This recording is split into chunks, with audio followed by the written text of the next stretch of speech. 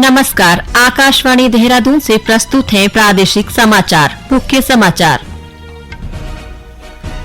आज सावन का पहला सोमवार, मंदिरों में जलाभिषेक के लिए जुटी श्रद्धालुओं की भीड़। एम्स ऋषिकेश और देवभूमि समिति मरीजों को निःशुल्क ऑक्सीजन सिलेंडर उपलब्ध करवाएगी। श्रीदेव सुमन विश्वविद्यालय बादशाही थौल से संबद्ध महाविद्यालयों की आज और कल होने वाली परीक्षाएं कांवड़ यात्रा को देखते हुए स्थगित कर दी गई हैं और अगले 24 घंटे में प्रदेश के कुछ जिलों में भारी बारिश की संभावना।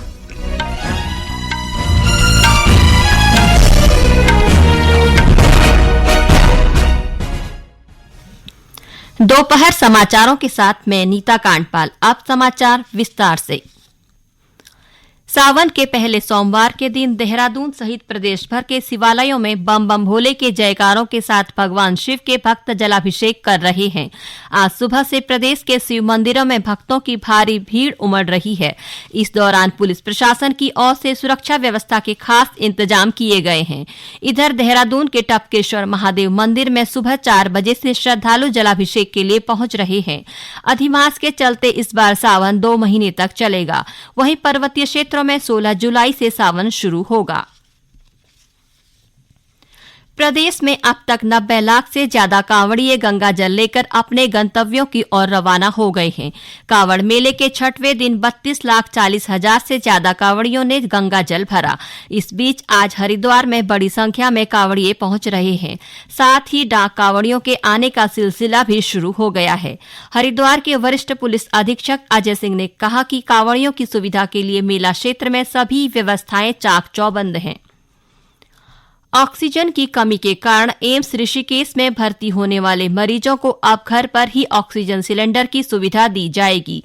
इसके लिए अखिल भारतीय आयुर्विज्ञान संस्थान एम्स ऋषिकेश और देवभूमि समिति देहरादून के बीच मरीजों को ऑक्सीजन सिलेंडर निःशुल्क उपलब्ध कराने को लेकर अनुबंध हुआ है।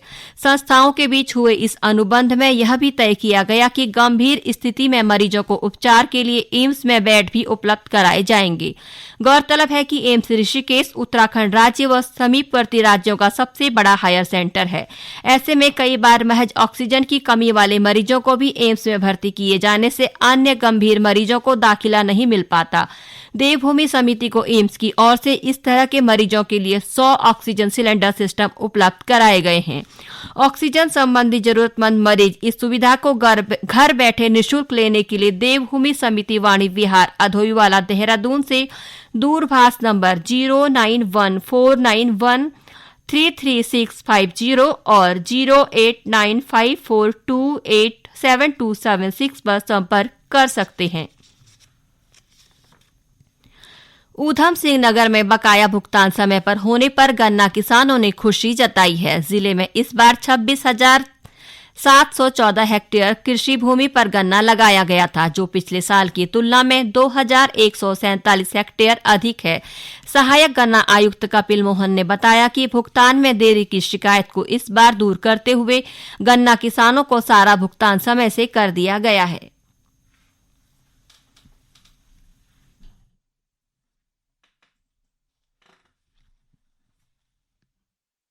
कुंटल गन्ना ज्यादा है।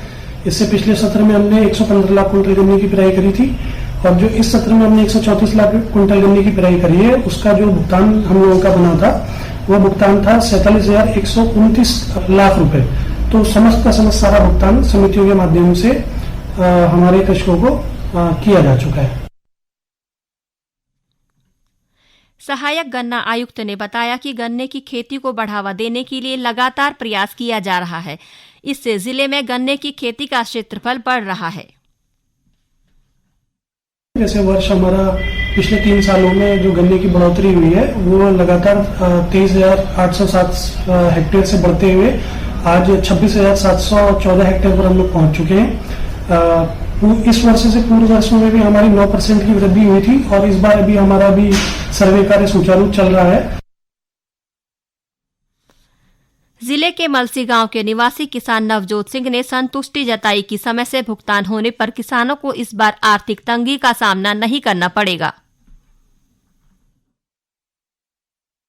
हम काफी साल से गन्ने की खेती करते आ रहे हैं और इस बार हमारी सरकार ने गन्ने की सारी पेमेंट कर दी है और हम सरकार से बहुत खुश हैं। हम सरकार का धन्यवाद करना चाहते हैं और इस पहल से जो किसान गन्ने को बोना छोड़ते जा रहे थे अब गन्ना बोने की ओर लग जाएंगे क्योंकि पेमेंट टाइम से हो गई।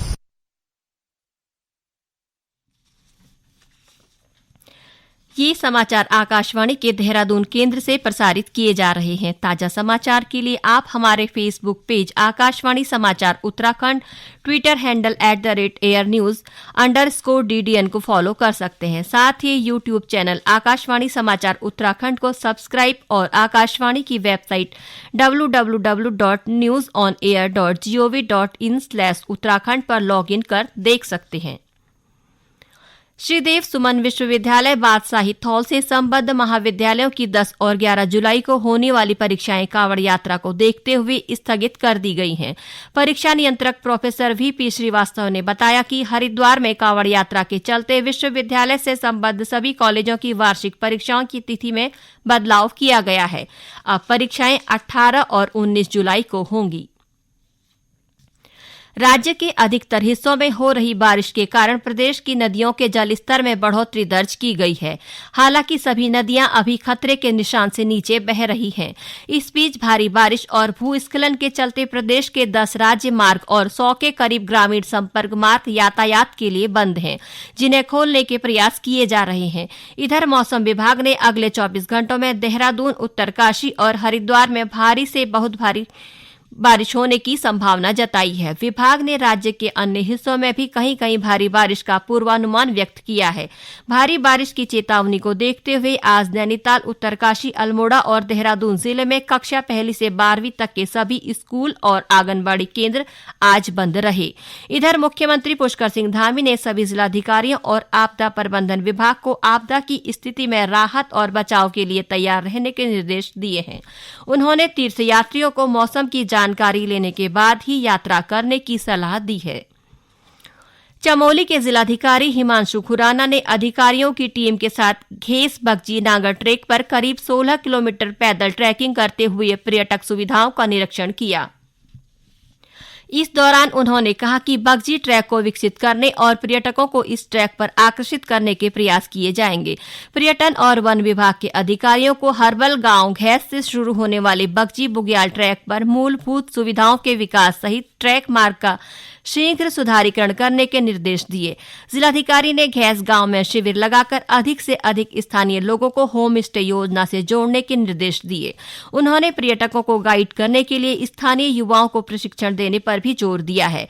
गौरतलब है कि घेस से बगजी बुग्याल तक करीब 8 किलोमीटर पैदल ट्रैक है और बगजी बुग्याल 4 किलोमीटर के क्षेत्रफल में फैला एक खूबसूरत बुग्याल क्षेत्र है।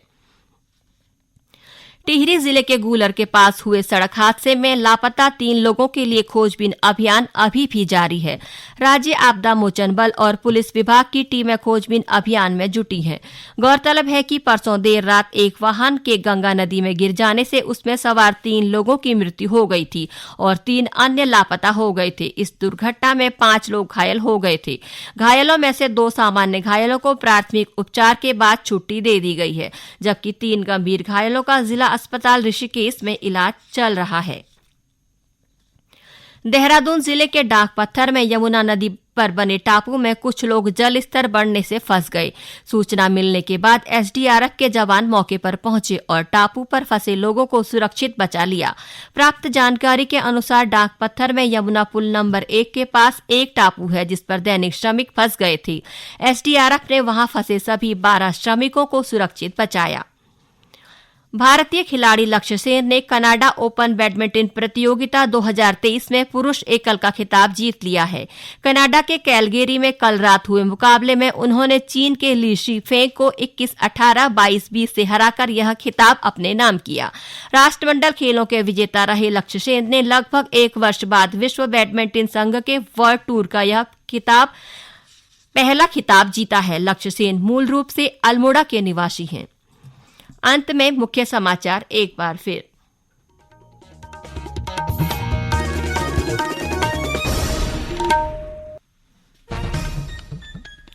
था सावन का पहला सोमवार। मंदिरों में जलाभिषेक के लिए जुटी श्रद्धालुओं की भीड़। एम्स ऋषिकेश और देवभूमि समिति मरीजों को निशुल्क ऑक्सीजन सिलेंडर उपलब्ध कराएगी। श्रीदेव सुमन विश्वविद्यालय बादशाही थौल से संबद्ध महाविद्यालयों की आज और कल होने वाली परीक्षाएं कांवड़ यात्रा को देखते हुए स्थगित कर दी गई हैं और अगले 24 घंटे में प्रदेश के कुछ जिलों में भारी बारिश की संभावना। इसके साथ ही प्रादेशिक समाचार का ये बुलेटिन समाप्त हुआ। नमस्कार।